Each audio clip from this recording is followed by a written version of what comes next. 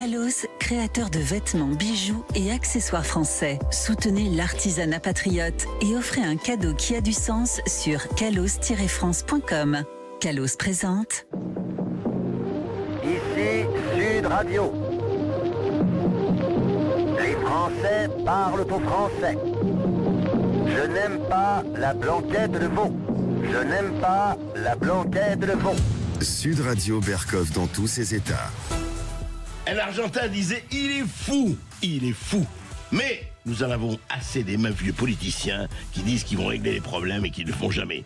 Nous avons foi qu'un fou peut changer l'Argentine. Ah bon? Et qui est ce fou? Et qu'est-ce qu'il a fait en un an exactement? On en parle tout de suite.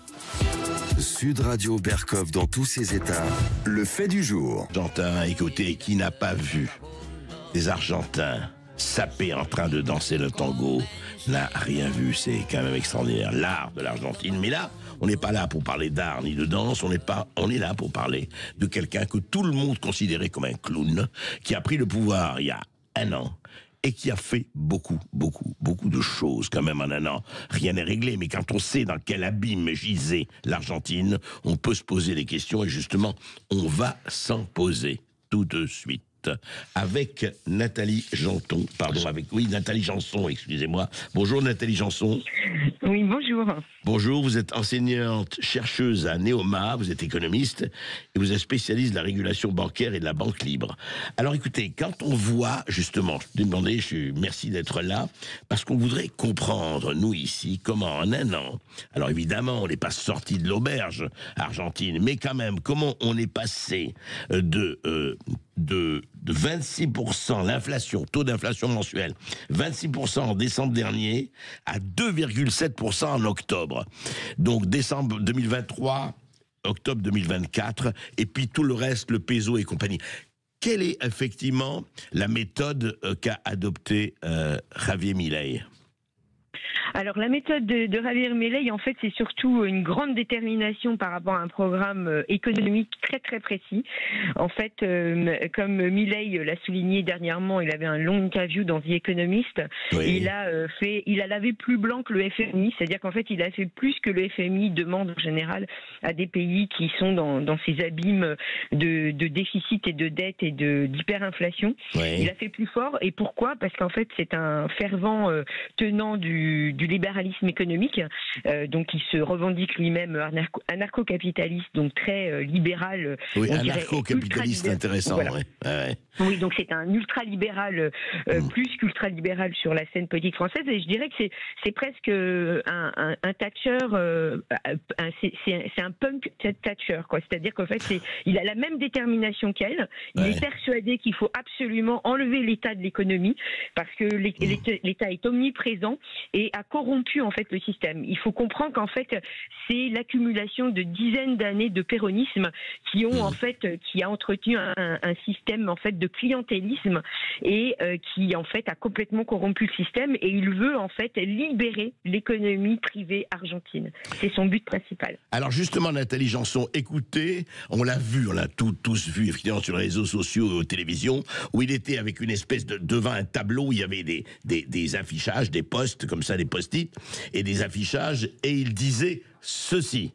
Ministerio de Turismo y Deporte, afuera. Ministerio de Cultura, afuera. Ministerio de Ambiente y Desarrollo Sostenible, afuera. Ministerio de las Mujeres y Género y Diversidad, afuera. Ministerio de Obras Públicas, afuera. Alors c'était vraiment un jeu de massacre. Ministère de ceci, ministère de cela, allez, afuera, dehors. Il a carrément, en fait, il a quoi? Il a fait beaucoup plus que dégraisser le mammouth, comme demandait notre cher Claude Allègre. Lui, il l'a presque rendu éthique, le mammouth. Exactement. Donc en fait, il a commencé par effectivement réduire drastiquement le nombre de ministères. Il est passé de 18 à 9. Donc voilà, c'est très clair. Il a donc priorisé l'action de l'État et il a coupé sévèrement dans le budget, puisque en effet, ils étaient à un rythme de quasiment 6% de déficit budgétaire. Bon, finalement, on n'est pas si loin que ça chez nous. Et là, il est en surplus primaire. Il a accumulé des surplus maintenant depuis plusieurs mois. Il est à peu près à 1,7 de surplus primaire. Ouais. Et en fait, il a fait ça alors il a, par exemple, un point noir de l'Argentine, c'était l'argent public qui était transféré aux provinces. Ouais. Donc ça, c'était un mal endémique depuis des décennies, et il a décidé de couper, tout simplement. Donc des provinces comme celle de la Rioja, qui en fait vivaient sous perfusion de subventions, enfin de fiscalité qui venait de l'État central, et qui employait 70% de ces employés étaient des employés en fait des fonctionnaires. Les fonctionnaires, en effet, ils se sont retrouvés du jour au lendemain en fait avec plus d'argent. Donc bien évidemment, ce sont des problématiques importantes, et c'est pour ça aussi que le taux de pauvreté a continué à progresser depuis l'arrivée au pouvoir de Milei, mais il était déjà à plus de 40%. Donc c'est pas Milei qui a fait exploser de la pauvreté à 53. Lui, évidemment, il n'a pas empêché qu'il baisse pour le moment, puisqu'on peut pas tout faire en même temps. Mais en effet, il a vraiment été droit au but, c'est-à-dire qu'il a coupé les vivres aux provinces qui vivaient en fait au crochet de l'État central, et il a en particulier aussi réduit, il a coupé tous les contrats temporaires, donc les fonctionnaires qui n'avaient pas de contrat à vie.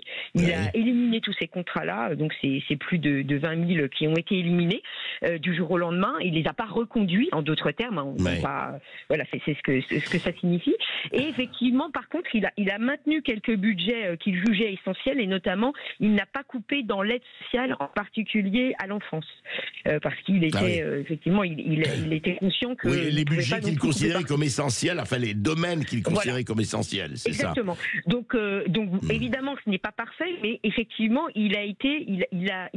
en tout cas, il avait une méthode pour considérer ce qui était superflu de ce qui était essentiel, et en même temps, il a bien évidemment déréglementé, puisque l'économie argentine était complètement sclérosée, ainsi typique d'une économie qui est clientéliste. Elle était sclérosée et fermée, et donc en fait il a déréglementé les secteurs pour effectivement retrouver de la concurrence, et donc redonner vie en fait à cette activité économique qui était étouffée par la subside publique. En fait, c'était une économie totalement sous emprise d'argent public qui s'étouffait, en fait, tout simplement. Donc en fait, il a essayé de redonner vie à tout ça pour que les coupes budgétaires massives soient compensées par une reprise de l'activité économique, évidemment, qu'on souhaite le plus rapidement possible. Bien sûr. Alors, mais justement, Nathalie Janson, est-ce que, par exemple, on sait que le peso, la monnaie argentine, est dans une situation critique. Est-ce qu'elle a repris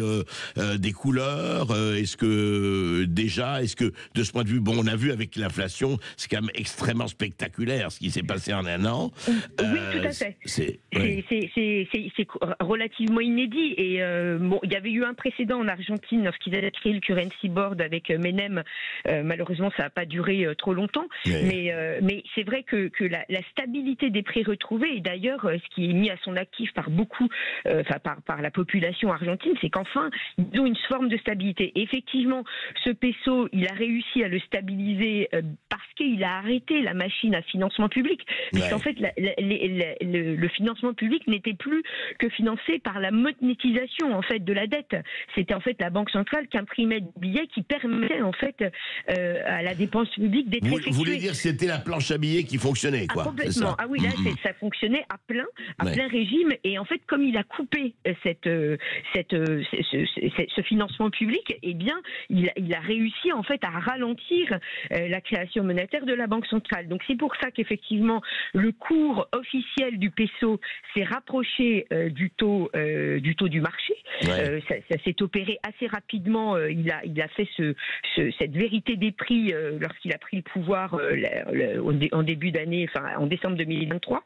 Donc il y a eu une première réalignement assez sévère à cette époque-là, et aujourd'hui il réaligne à peu près de 2% par mois pour éviter qu'il y ait un écart trop grand. La raison pour laquelle il existe toujours un écart, c'est parce qu'il y a toujours un contrôle d'échange. Donc ça, c'est un peu l'étape importante pour lui à venir. C'est un challenge challenge important, c'est de rétablir effectivement de libéraliser le taux de change complètement pour pas avoir ces deux prix en fait pour le dollar. Donc Nathalie, si on comprend bien, Nathalie Janson, réduction des dépenses publiques, ça il y est allé au Karcher, enfin beaucoup plus qu'au Karcher, privatisation accélérée effectivement, allègement fiscal, c'est encore, mais oui. Parmi les plus élevés de la région, il est en train de travailler là-dessus, évidemment, ça fait un an, ne l'oublions pas, un an, et justement, où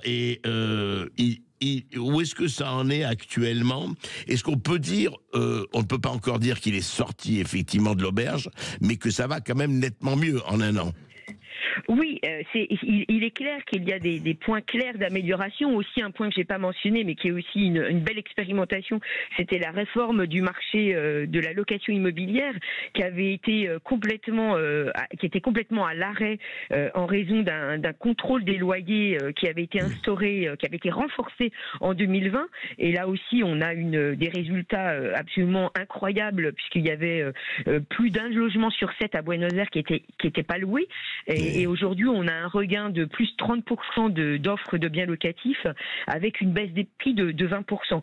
Donc, avec une baisse des prix de 20%, c'est très important. Oui, puisque de toute façon, comme maintenant il y a des biens à louer, et les biens, effectivement, le prix des biens baisse.